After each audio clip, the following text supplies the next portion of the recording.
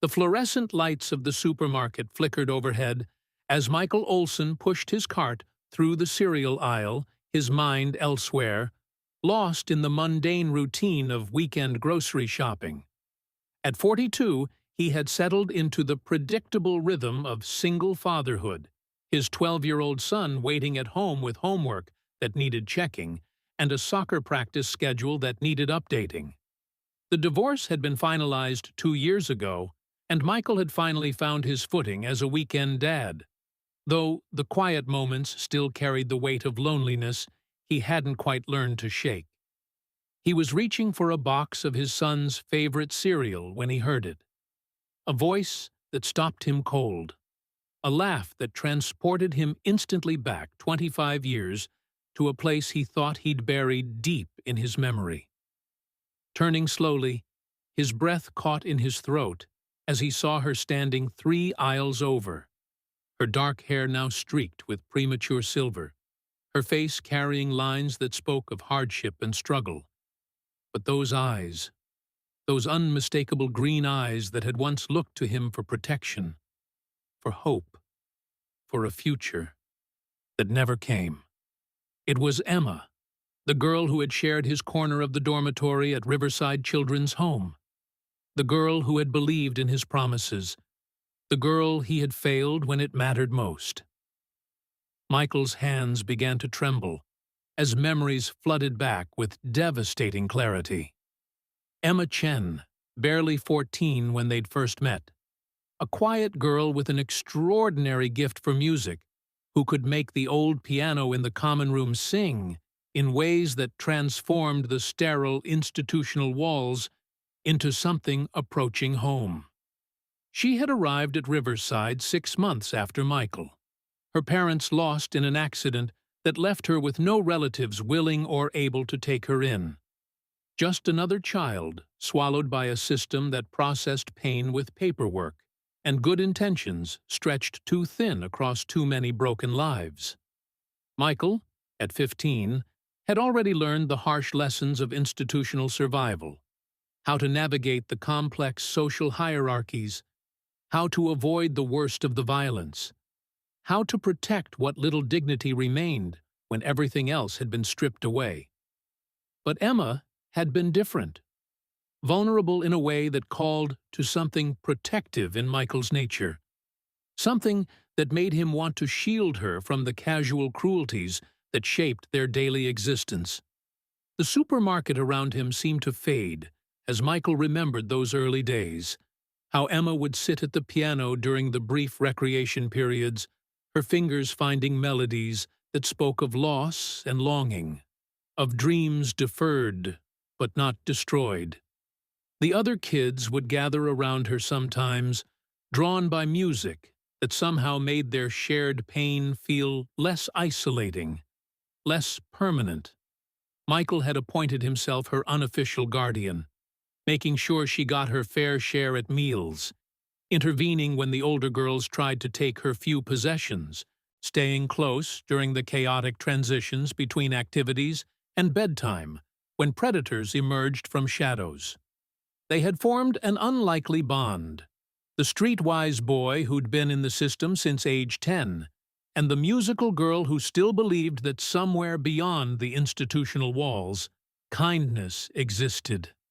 Their friendship had deepened over the months, built on stolen conversations during kitchen duty, shared looks across the crowded dining hall, and quiet moments when Emma would play softly and Michael would listen, feeling something in his chest that he couldn't name, but that felt suspiciously like hope.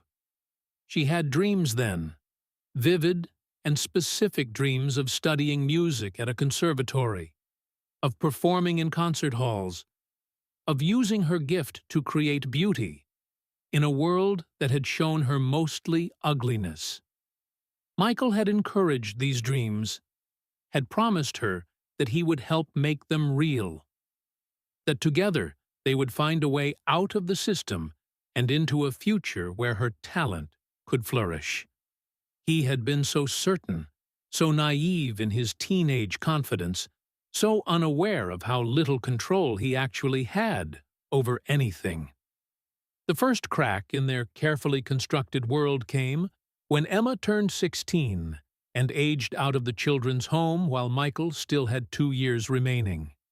She had no family to return to, no support system beyond the threadbare safety net of social services, no resources except her music, and the fierce determination that had carried her through 3 years of institutional life. Michael had watched her pack her few belongings with a sick feeling in his stomach, knowing that the promises he'd made were about to be tested in ways he wasn't prepared for. She had hugged him goodbye with tears in her eyes, making him swear that he wouldn't forget her, that he would find her when he got out, that their friendship meant something more than just survival convenience. Michael had tried to keep that promise, had spent his first months after aging out searching for Emma with the desperation of someone who understood that some losses can't be survived intact. He had tracked down every lead, every casual mention from former residents who might have stayed in touch, every halfway house and transitional program in the city. But Emma had vanished as completely as if she had never existed, swallowed by urban anonymity and the particular kind of invisibility that shrouds those who fall through society's cracks. Michael had told himself that maybe this was good news, that maybe her absence meant she had found something better, some opportunity that had lifted her beyond the reach of people like him who carried the institutional stench of abandoned children. The years had passed, and Michael had built a life of sorts, working construction jobs that paid enough to afford a small apartment, eventually meeting Sarah at a community college class and falling into the kind of love that felt both desperate and genuine. They had married quickly, perhaps too quickly, and had produced a son who became the center of Michael's universe in ways that sometimes frightened him with their intensity. The marriage had lasted 8 years before the accumulated weight of Michael's emotional unavailability and Sarah's growing frustration with his inability to fully commit to their life together had crushed it beyond repair. The divorce had been civil but devastating, leaving Michael with weekend visitation and a renewed understanding of his capacity for failing the people who mattered most. Now, standing in this supermarket with fluorescent lights buzzing overhead and the ghost of his past just 3 aisles away, Michael felt the familiar weight of unfinished business settling on his shoulders like lead. Emma was examining canned goods with the careful attention of someone calculating every purchase, her clothes simple but clean, her posture carrying a wariness that suggested life had continued to be difficult long after she'd left Riverside. She looked tired in a way that went deeper than physical exhaustion, tired in the way that spoke of dreams deferred so long they had calcified into resignation. But she was alive, she was here, and Michael realized with stunning clarity that this moment was either a chance for redemption or another opportunity to fail someone who had trusted him once upon a time. He abandoned his cart and walked toward her, his heart hammering with anxiety and anticipation, unsure what he could possibly say to bridge 25 years of absence and abandonment. Emma looked up as he approached, her eyes widening with recognition, and something that might have been fear or joy or both. They stood there for a moment, 2 middle-aged people in a grocery store, carrying between them the weight of shared history and individual pain, of promises broken and connections severed by circumstances beyond their control. Michael opened his mouth to speak, but Emma spoke first, her voice carrying the same musical quality he remembered, though now it was threaded with exhaustion and something that sounded like defeat. "Michael," she said simply, as if no time had passed at all, as if they were still those scared kids in an institutional dormitory, holding on to each other because there was no one else. He nodded, unable to trust his voice, and she continued, "I wondered if I'd ever see you again. I wondered if you'd remember me." The question carried layers of meaning, an acknowledgement of all the years that had passed, all the ways they had both changed, all the reasons they might have for wanting to forget the people they had been in that place. Michael wanted to tell her that he had never forgotten, that she had haunted his dreams for years, that the guilt of failing to find her had shaped every relationship he'd attempted since. Instead, he managed only, "Of course, I remember. How could I forget?" They stood there awkwardly, two people who had once known each other's deepest fears and highest hopes, now strangers connected only by shared trauma and the particular intimacy that develops between children who survive institutional neglect together. Emma's shopping basket contained the basics of survival: bread and peanut butter, canned soup and pasta, the diet of someone living paycheck to paycheck with little room for luxury or pleasure. Michael noticed that she wore no wedding ring, that her hands showed the calluses of physical labor, that her shoes were worn but carefully maintained. She had survived, but it was clear that survival had come at a cost. "Do you have time for coffee?" Michael asked, the words coming out more desperate than he intended.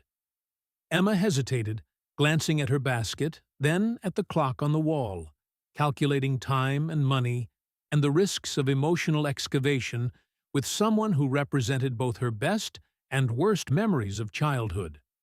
Something in Michael's expression must have convinced her, because she nodded slowly, agreeing to follow him to a small cafe across the street where they could sit and attempt to build a bridge across the chasm of lost years.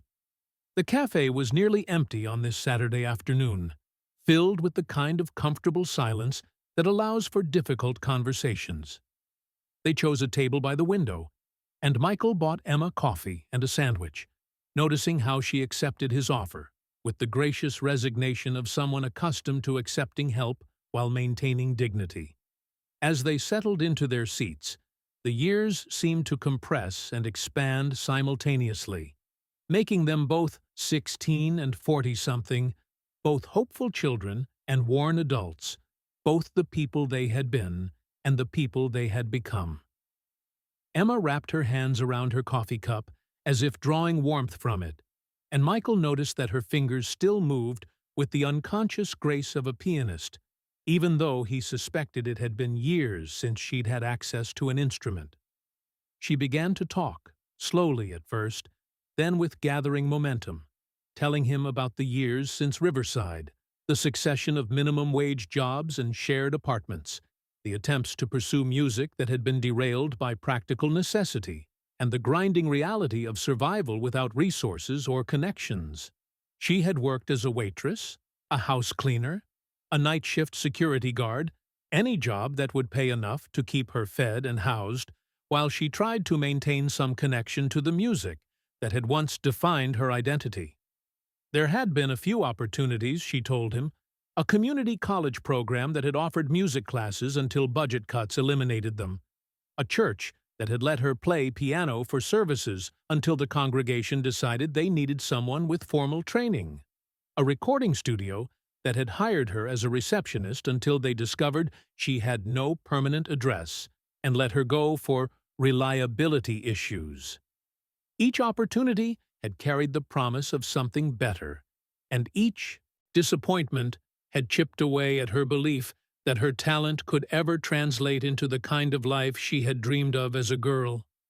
Michael listened with growing horror and guilt, understanding that while he had been building his imperfect but relatively stable life, Emma had been fighting a battle for basic survival that most people never have to face.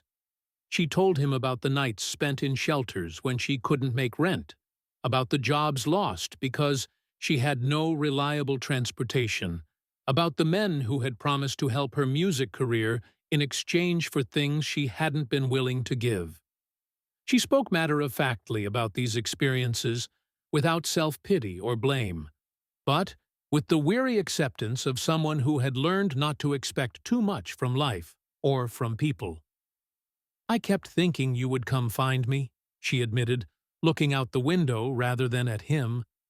For the first few years, I would imagine that you were looking for me, that you would show up someday and we could figure out how to make our dreams come true together. I used to practice what I would say to you, how I would show you that I'd kept improving, that I was worth finding. The words hit Michael like physical blows, each one a reminder of his failure, his abandonment, his inability to keep the most important promise he had ever made. Michael felt tears burning in his eyes as he tried to explain the inadequacy of his search efforts, the limitations of his resources as an 18-year-old with no money and no connections, the way the system seemed designed to scatter children like seeds in the wind, making it nearly impossible to maintain relationships beyond the institutional walls. But even as he spoke, he knew these were excuses, justifications for a failure that had shaped both their lives in fundamental ways. He had given up too easily, had let his own survival needs override his commitment to her, had chosen the path of least resistance when she had needed him to fight harder.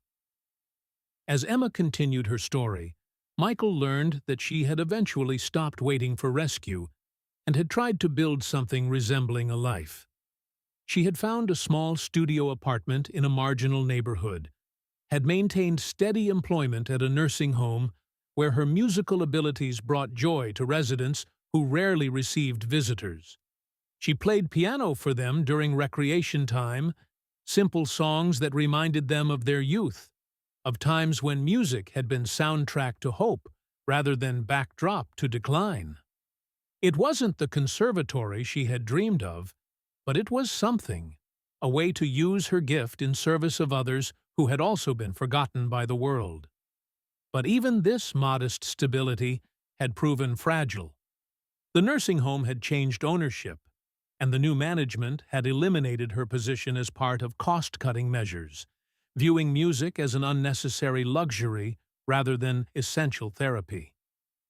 Emma had been unemployed for 3 months now, burning through her small savings while searching for work that would value her skills rather than simply her willingness to perform menial labor for minimum wage. She was facing eviction at the end of the month, contemplating the return to shelters and the slow erosion of dignity that comes with institutional dependence. Michael found himself making calculations in his head, thinking about his own financial situation, his responsibilities to his son, the complexity of inserting himself into Emma's crisis without causing more harm than good. He had learned through bitter experience that good intentions could sometimes create more problems than they solved, that the desire to help could become another form of control, another way of failing people who needed genuine support rather than temporary charity. But looking at Emma, seeing the quiet desperation she was trying so hard to hide, he knew he couldn't walk away again, couldn't repeat the abandonment that had defined their relationship for the past 25 years. The afternoon stretched as they talked, catching up on decades of separate experiences, finding unexpected connections and painful divergences in their parallel journeys from institutional childhood to complicated adulthood. Michael told Emma about his son, about the divorce, about his work as a social worker specializing in foster care placement, a career choice that he now realized had been shaped by his unresolved guilt over failing her. He had spent years trying to help other children navigate the system that had shaped them both, perhaps hoping that each successful placement might somehow balance the scales for his failure with her.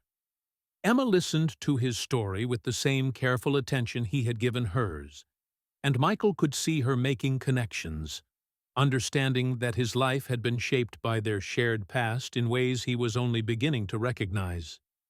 When he told her about his work with foster children, she smiled for the first time since they had sat down, a genuine smile that transformed her face, and reminded him of the girl who had believed in the power of music to heal broken things.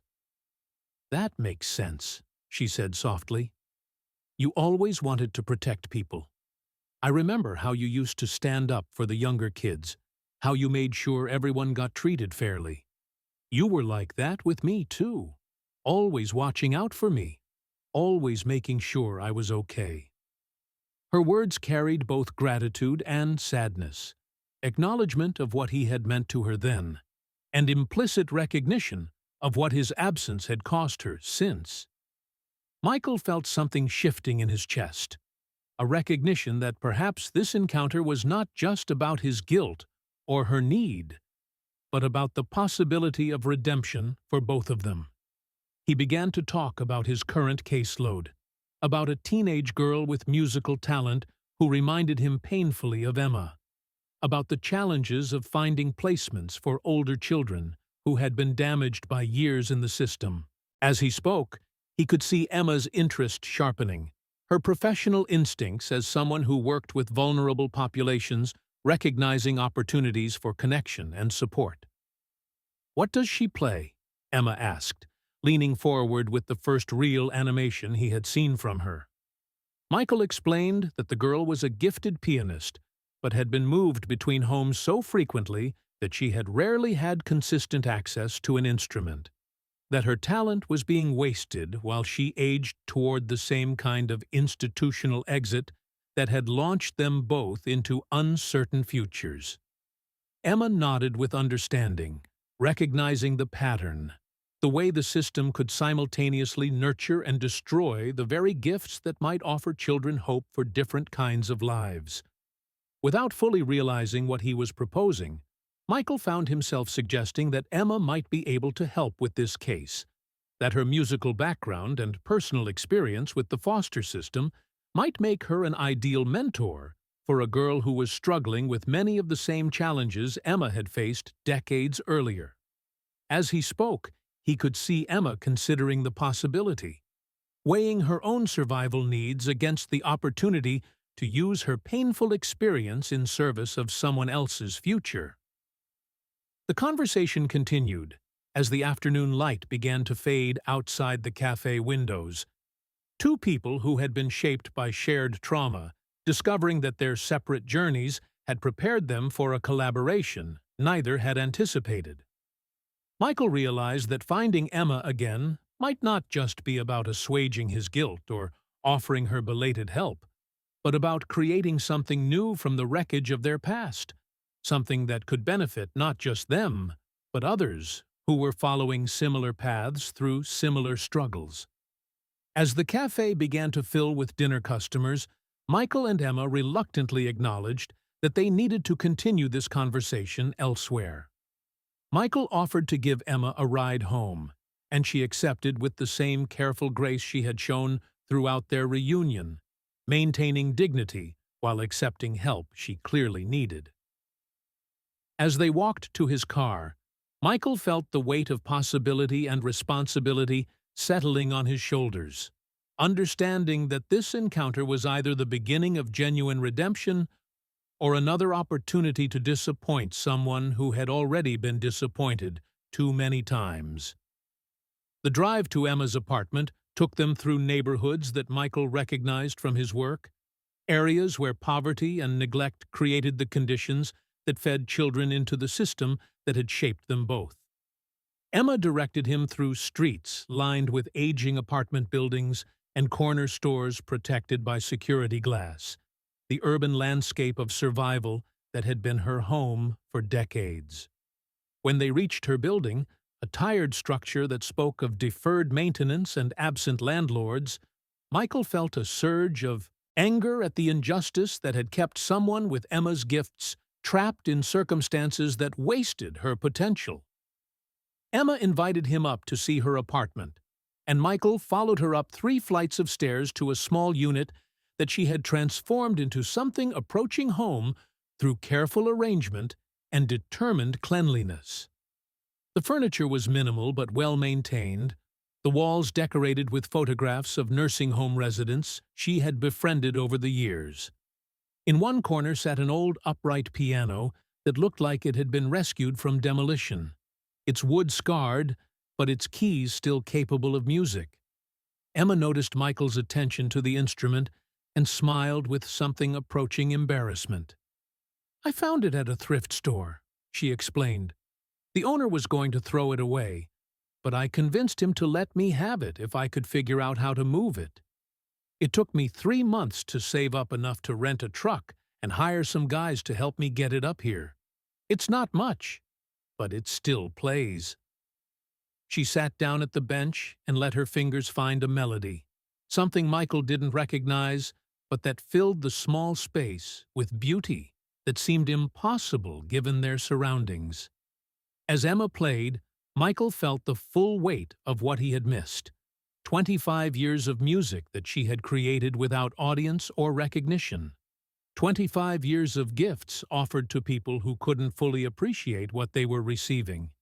He understood that her talent had not diminished despite the circumstances that had constrained it, that she had continued to grow as a musician even while working jobs that offered no support for her artistic development. The music she played was complex and emotionally sophisticated, bearing the marks of someone who had transformed pain into beauty through years of practice and discipline. When she finished playing, the apartment fell silent, except for the distant sounds of traffic and television from neighboring units. Michael and Emma sat in that silence, both understanding that something significant was occurring, that this reunion was offering them both a chance to rewrite a story that had been shaped by abandonment and failure. Michael began to talk about practical possibilities, about his connections in the social services community, about potential employment opportunities that might value Emma's unique combination of musical talent and experience with vulnerable populations. But more than practical assistance, Michael found himself offering something he had never been able to give anyone else, a commitment that went beyond good intentions to encompass genuine partnership in pursuing goals that mattered to both of them. He proposed that they work together on behalf of children like the musical girl in his current caseload, that they create programs that might prevent other talented kids from falling through the cracks that had nearly swallowed them both. As he spoke, Michael realized that he was finally ready to make promises he could keep. Commitments based on realistic assessment of what was possible, rather than teenage bravado about conquering systems that were designed to resist change. Emma listened to his proposals with growing excitement, asking detailed questions about his caseload, about the institutions he worked with, about the possibilities for creating programs that might address the specific needs of children with artistic talents who were aging out of foster care. Her questions demonstrated not just personal interest, but professional insight, the kind of practical wisdom that comes from lived experience combined with years of working directly with vulnerable populations. Michael realized that Emma had skills and knowledge that could complement his own professional expertise, that their collaboration could create something more effective than either of them could accomplish alone. As the evening deepened around them, Michael and Emma began sketching the outlines of what their partnership might look like, how they could combine his access to institutional resources with her understanding of what children like them actually needed to transform talent into sustainable careers. They talked about mentorship programs, about ensuring that musical children had consistent access to instruments and instruction, about creating support networks that could bridge the gap between institutional care and independent adulthood. The conversation had an energy and focus that surprised them both, the kind of creative collaboration that emerges when people with shared experience and complementary skills discover common purpose. But underlying their planning was an emotional reckoning that neither had fully acknowledged, the question of what this reunion meant for them personally, not just professionally. Michael found himself apologizing again for his failure to find her, for the promises he had been unable to keep, for the 25 years of absence that had shaped both their lives in fundamental ways. Emma accepted his apology with grace, but also with a perspective that surprised him with its generosity and wisdom. "We were children," she said simply. "Children trying to survive circumstances that weren't our fault and weren't entirely under our control. You did what you could with what you had, and I survived what came after. Maybe we both needed those years apart to become the people who could sit here now and think about how to help others instead of just trying to save ourselves." Her words offered Michael a forgiveness he hadn't known he needed, while also establishing a framework for moving forward that honored their past without being imprisoned by it. The evening ended with practical arrangements, Emma agreeing to visit Michael's office to learn more about his current caseload and to meet the colleagues who might help develop their partnership. Michael offering to help Emma navigate her immediate housing crisis, while they worked together to create longer-term solutions that would value her skills appropriately. But more than practical assistance, they had rediscovered a connection that had survived 25 years of separation, a friendship that had been tested by abandonment and trauma, but that retained the capacity for growth and transformation. As Michael drove home through the quiet streets, he felt something he hadn't experienced in years, a sense of purpose that went beyond mere obligation or guilt to encompass genuine hope for creating positive change. Finding Emma had reminded him that his past didn't have to define his future, that failure could be transformed into wisdom, that promises broken in childhood could be redeemed through adult commitment to principles that mattered more than personal comfort or safety. The following Monday morning found Michael in his office earlier than usual, reviewing files and making phone calls with renewed energy and focus.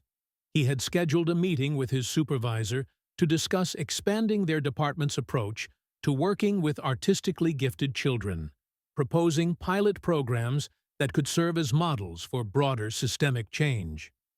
When Emma arrived for their appointment, she carried herself with a confidence that surprised him, dressed professionally but authentically, prepared to discuss her ideas for supporting children who shared their background and challenges. The meeting exceeded Michael's expectations in every way, Emma demonstrating not just personal insight, but professional competence that impressed his colleagues and supervisors. She spoke about music therapy techniques, about the specific challenges faced by artistic children in institutional settings, about practical strategies for maintaining creative development while addressing basic survival needs. Her presentation was informed by both formal knowledge and lived experience, creating a perspective that none of Michael's colleagues could match. By the end of the meeting, Emma had been offered a consulting position with their department, working specifically with children who had artistic talents that needed protection and development. The position offered modest but sustainable income, along with the opportunity to use her skills in service of goals that mattered to her personally. Michael watched her accept the offer with quiet dignity, understanding that this opportunity represented more than just employment, but validation of her worth and recognition of gifts that had been ignored for far too long. Over the following weeks, Michael and Emma worked together to develop programming that addressed the specific needs of artistic children in foster care, creating support systems that could nurture talent while providing practical assistance with the challenges of aging out of institutional settings. Their collaboration proved remarkably effective, combining Michael's institutional knowledge with Emma's understanding of what children actually needed to transform potential into sustainable careers. The first child they worked with was the teenage pianist Michael had mentioned, a 16-year-old named Maria, whose musical gifts had been largely ignored by a system focused on basic survival rather than human flourishing.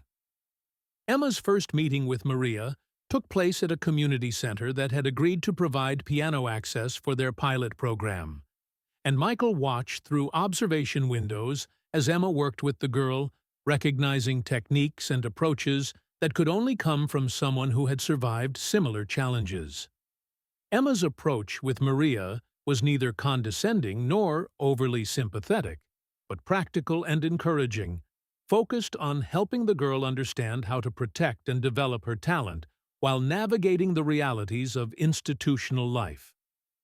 She taught Maria about practicing silently on tabletops when instruments weren't available, about finding music in everyday sounds, about maintaining creative discipline even when external circumstances offered no support for artistic development. But more than technical advice, Emma offered Maria something invaluable: living proof that artistic children could survive the foster system and continue developing their gifts despite circumstances that seemed designed to crush creative potential. Within a month, Maria's confidence and technical ability had improved dramatically, not just because of access to consistent instruction and practice time, but because of her relationship with a mentor who understood her experience in ways that transcended professional training. Emma had given Maria permission to believe in her own talent, to see her musical gifts as assets rather than luxury that couldn't be afforded by someone in her circumstances. The transformation was visible not just in Maria's playing, but in her posture, her willingness to make eye contact, her ability to advocate for her own needs with increasing confidence and effectiveness. The success of their work with Maria led to requests from other social workers who had artistic children on their caseloads, children whose talents were being neglected or dismissed by systems focused on more immediate survival needs. Emma found herself working with young dancers, visual artists, writers, and musicians, each presenting unique challenges but sharing common needs for mentorship, resources, and, most importantly, validation that their gifts had value even in circumstances that offered little support for creative development. As their program expanded, Michael and Emma discovered that their partnership had implications beyond their professional collaboration, that working together had begun to heal wounds in both their lives that extended far beyond their shared childhood trauma. Michael found that his guilt over failing Emma had been transformed into motivation for preventing similar failures with other children, while Emma discovered that her painful experiences could be transformed into tools for helping others navigate similar challenges. Their personal relationship also began to evolve in ways that surprised them both, moving beyond the friendship of shared trauma toward something more complex and adult, based on mutual respect and common purpose, rather than the survival bonding that had connected them as children. They began spending time together outside of work, sharing meals and conversations that ranged beyond their professional concerns to encompass their individual hopes, fears, and dreams for the future. 6 months after their reunion in the supermarket, Michael and Emma had created a program that was attracting attention from other jurisdictions, interest from foundations that funded innovative approaches to foster care, and most importantly, demonstrable positive outcomes for the children they served. But perhaps more significantly, they had discovered that their shared past, rather than being something to overcome or forget, could be transformed into the foundation for creating positive change in other people's lives. The program's success led to an invitation to present their work at a national conference on foster care innovation, an opportunity that represented validation of their approach and potential for expanding their impact beyond their local community. As they prepared their presentation, Michael and Emma reflected on the journey that had brought them from abandoned children to professionals whose work was being recognized by experts in their field. Standing in Emma's apartment, now decorated with certificates of appreciation from the families they had helped and photographs of successful program graduates, Michael realized that finding Emma again had offered him something he hadn't known he needed: not just the opportunity to assuage guilt or provide belated assistance, but the chance to transform failure into purpose, abandonment into commitment, broken promises into adult dedication to principles that could guide meaningful work. Emma, for her part, had discovered that her years of struggle had not been wasted, that her survival had prepared her to help others navigate similar challenges, that her music could serve purposes beyond personal expression, to become a tool for healing and empowerment. The piano in her corner had become the centerpiece of her work, not just an instrument for her own practice, but a teaching tool that helped children understand how discipline and creativity could coexist, how artistic development could continue even in circumstances that offered minimal support. Their story had become something neither could have anticipated during those early days at Riverside Children's Home, when survival seemed like the highest aspiration they could realistically pursue. They had discovered that shared trauma, rather than being something to escape or forget, could become the foundation for creating positive change. That the very experiences that had damaged them could be transformed into tools for preventing similar damage to others. The national conference presentation proved to be a turning point for their program, generating interest from policymakers, foundation executives, and other professionals who recognized the innovative nature of their approach to supporting artistic children in foster care. Within 6 months of their presentation, they had received funding to expand their program to 3 additional cities, creating a network of support that could serve hundreds of children who might otherwise have had their talents ignored or dismissed by systems focused on basic survival rather than human flourishing. But the most meaningful moment came not from professional recognition or program expansion, but from a simple conversation with Maria, the first child they had worked with together. 6 months into the program, Maria had been placed with a foster family that understood and supported her musical development, and she had begun preparing for auditions at several conservatory programs that offered full scholarships to talented students from disadvantaged backgrounds. As she prepared to leave their program, Maria asked Michael and Emma if they would attend her senior recital, a performance that would showcase the pieces she had learned during their time together. The request carried weight that went beyond simple invitation, representing recognition of the role they had played in her transformation from a girl whose talent was being ignored to a young woman with genuine prospects for pursuing her dreams. The recital took place at the community center where Emma had first worked with Maria, in the same room where they had begun their tentative collaboration months earlier. The space had been transformed for the occasion, with flowers and photographs documenting Maria's progress throughout the program. As Maria played, her fingers moving across the keys with confidence and skill that had been nurtured through consistent support and encouragement, Michael felt something he had never experienced before: the satisfaction of keeping a promise that mattered, of creating positive change that would outlast his own involvement. Emma sat beside him, tears streaming down her face as she listened to music that represented not just Maria's achievement, but the possibility that other children like her might have similar opportunities to develop their gifts. In that moment, listening to the music that filled the small community center, Michael understood that his reunion with Emma had created something more valuable than either professional success or personal redemption. They had discovered that broken promises could be transformed into new commitments, that failure could become the foundation for future success, that the pain of abandonment could be alchemized into the gold of genuine service to others.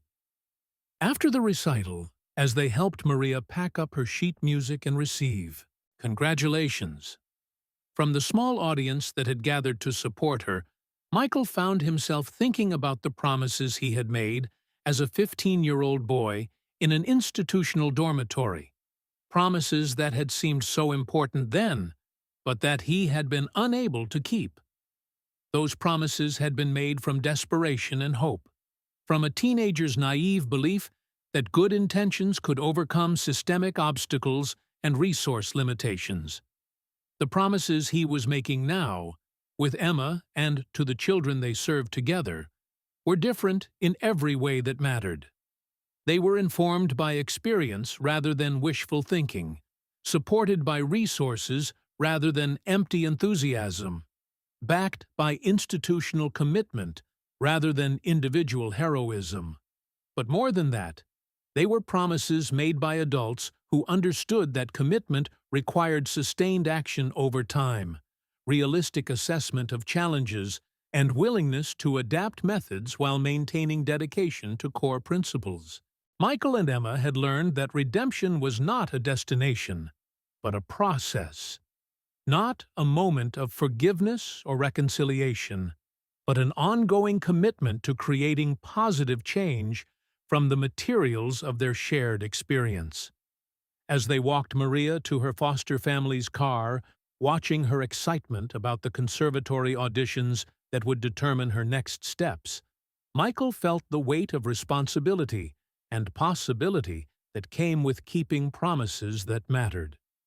The supermarket encounter that had seemed like random chance had revealed itself to be something more purposeful, an opportunity for two people who had been shaped by abandonment to create something meaningful from their reunion, something that honored their past while building toward a future neither could have imagined alone.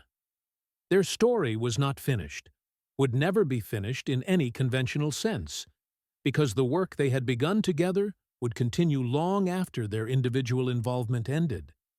They had created something that could sustain itself, programs and principles and relationships that would support children like Maria long into the future. In that sense, the promises they had made to each other as children, promises that had seemed broken beyond repair, had been transformed into something larger and more durable than either had originally envisioned. As Emma and Michael drove home from the recital, through streets that connected their past and present, their individual stories and shared purpose, they understood that some failures can be redeemed not through undoing the original damage, but through creating new possibilities from the materials of disappointment and loss. They had learned to fly not by forgetting their wounds, but by transforming them into wings.